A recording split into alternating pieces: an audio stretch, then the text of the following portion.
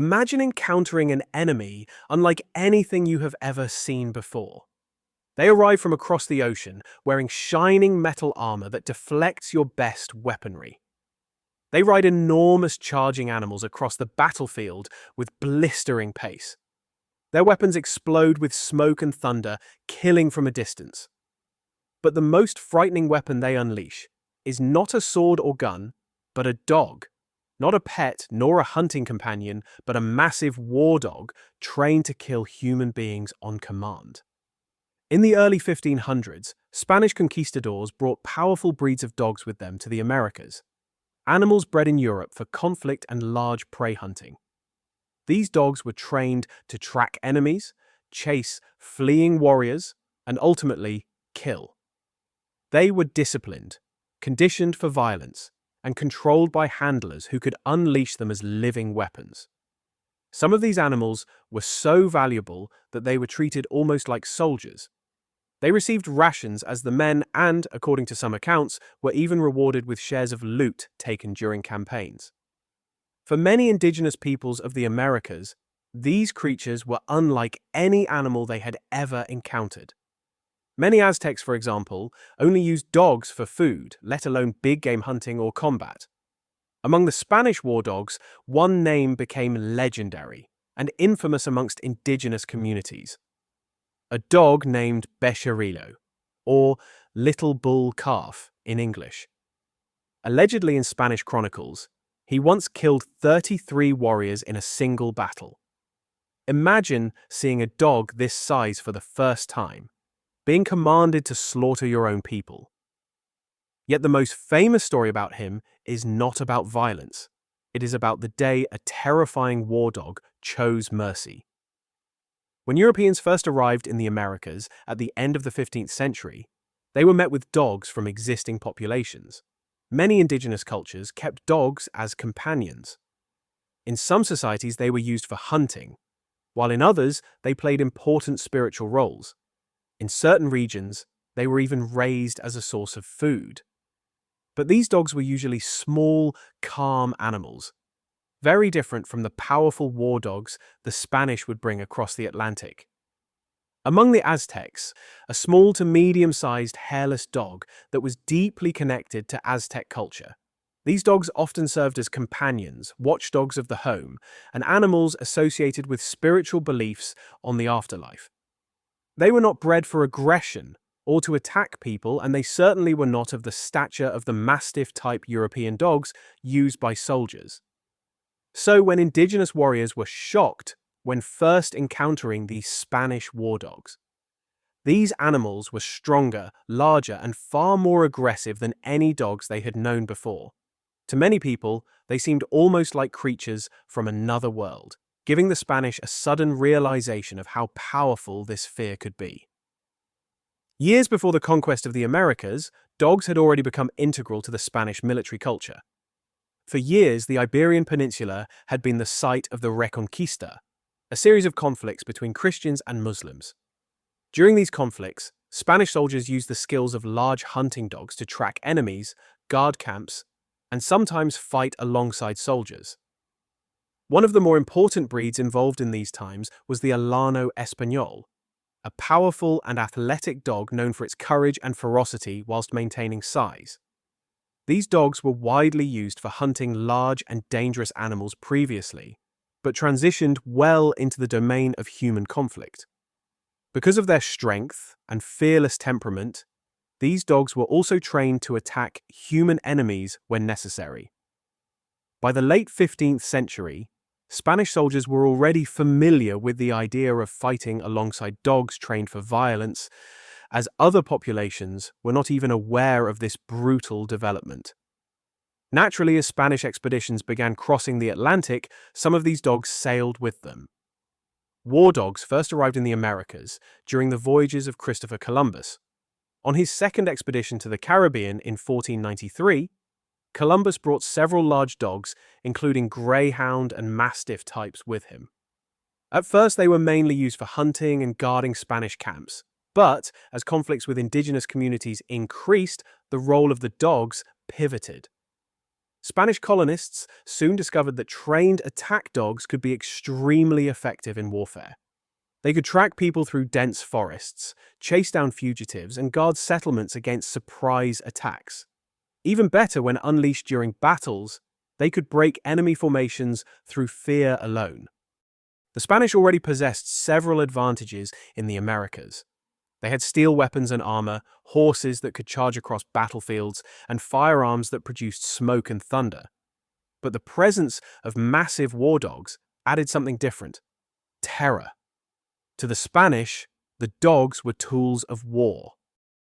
To their enemies, they were monstrous, like they were from a different planet. The conquistadors referred to these animals as perros de guerra, dogs of war. Handlers trained them carefully, teaching them to attack on command and to pursue enemies without hesitation. Some dogs were even equipped with protective padding or spiked collars that made them more dangerous during combat. Once unleashed, these animals could knock a person to the ground and maul them with terrifying strength. They're passed as hunting dogs, bringing them the drive and strength required for the battlefield. Spanish chroniclers sometimes described them as capable of doing the work of many soldiers, especially when pursuing enemies who were fleeing through forests or across difficult terrain. In this environment, the dogs became valuable weapons of conquest. Amongst the conquistadors' dogs in history, one would become more famous than any other. His name was Becerillo. Some historians believe he may have been raised in the kennels of Diego Columbus, the son of Christopher Columbus. What is certain is that by 1511, Becerillo was already fighting in Puerto Rico, putting fear into the indigenous populations. Descriptions portray him as a medium-sized dog with a reddish coat and dark eyes, likely belonging to the powerful Alano Español breed of today. As he appears in the historical record, he was already marked by numerous battle scars despite his ferocity. Becerillo quickly developed a reputation for the sheer number of people he killed in battle. The dog belonged to Ponce de León, who was the governor of Puerto Rico. When the governor was occupied with other duties, Becerillo was often kept by a Spanish captain named Diego Guilarte de Salazar. Salazar had a reputation for harsh and ruthless tactics, and he quickly realized how effective the dog could be as a weapon. Whenever indigenous communities resisted Spanish rule, Salazar would unleash Becerillo against them without hesitation. According to Spanish accounts, the dog became extremely skilled at tracking enemies and attacking fleeing warriors for miles at a time. Stories about him spread rapidly across the island, even with some chroniclers claiming he could accomplish the work of 50 soldiers. Comparing him to a soldier was completely accurate. He was given the same rations as Spanish troops, like a member of the army himself, and even received a wage. One of the more infamous accounts of Becerillo took place during an ambush attack on a Spanish camp. Spanish soldiers were sleeping when a larger group of indigenous warriors were hoping to launch a brutal assault, hoping to catch their enemies by surprise. But Becerillo sensed the danger before his comrades did, and before an attack was even launched. The dog began barking loudly, waking the camp and alerting the Spanish to the attack. Captain Salazar rushed into battle with the dog beside him. The fighting lasted roughly half an hour. According to Spanish chronicles, during that short battle, Becerillo alone killed 33 attackers. Whether that number was exaggerated or not, the story quickly spread and ate away at the indigenous populations mentally. Becerillo had become a legend, but was still remembered for his compassion more than any battles he helped win. On one occasion, soldiers captured several indigenous prisoners and were waiting for Ponce de León to arrive. As they grew impatient, the soldiers began harassing the captives and even leading for Salazar to conduct a cruel test. He gave an indigenous elderly woman a letter and that she needed to deliver it to the governor. If she refused, she would be fed to the dogs. Clearly terrified, the woman grabbed the letter and began walking down the road to avoid certain death. As she walked away, Salazar cruelly released Becerillo and ordered him to attack. As commanded, the huge war dog sprinted toward her. But surprisingly, the woman fell to her knees and begged the dog to not harm her. Records from witnesses suggest that the dog in fact slowed down, sniffed her intently, and her letter. Unexpectedly, Becerillo lifted his leg and urinated on her instead, before strolling away like nothing happened. Thankfully, the woman returned unharmed, and this story was later fed back to the governor. He then announced to his soldiers that this sadistic practice would be banned, as he would not allow the compassion of a dog to outshine that of a Christian. Becerillo's career as a war dog ended abruptly in 1514 during another conflict, whilst pursuing indigenous fighters. The dog tirelessly chased his enemies across a river. The escaping warriors turned and fired their remaining arrows. Normally, Becerillo wore protective armor that helped shield him from arrows, but historians are not sure whether this was the case on this occasion. The arrows struck him, and the terrifying dog that haunted the indigenous people died the same day. Spanish soldiers buried him secretly in an unmarked grave, as they did not want the enemies to learn of his death. The fear he created may be reversed into a morale boost, showing how, even in death, his reputation was more than just a weapon.